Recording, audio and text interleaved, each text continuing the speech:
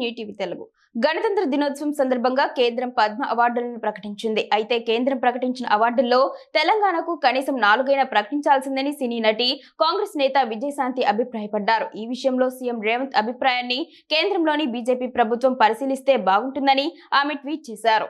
కేంద్ర ప్రభుత్వం ప్రకటించిన అవార్డుల్లో తెలంగాణకు కనీసం 4 పద్మ అవార్డులు అయినా వచ్చి ఉండాలి అనే తెలంగాణ సీఎం రేవంత్ రెడ్డి అభిప్రాయం పరిశీలనాత్మకమైన అంశం. తెలంగాణ నుంచి 2 కేంద్ర మంత్రులు, 8 మంది ఎంపీలు ఉన్న బీజేపీ దీనిపై ఆలోచించడం మంచిది.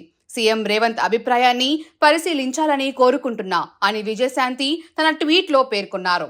ఇక ఈ ఏడాది ప్రకటించిన పద్మ అవార్డుల్లో 7 తెలుగువారిని ఈ పురస్కారాలు వరించాయి. ఇందులో తెలంగాణ నుంచి కేవలం 2 మాత్రమే ఉన్నారు. వైద్య విభాగంలో డాక్టర్ డి నాగేశ్వర్ రెడ్డికి పద్మ విభూషణ్, ప్రజా వ్యవహారాల విభాగంలో మందకృష్ణ మాదికకు పద్మశ్రీ వచ్చాయి. అటు ఏపీ నుంచి నటుడు నందమూరి బాలకృష్ణకు పద్మభూషణ్ సహా 4 పద్మశ్రీకి ఎంపికయ్యారు.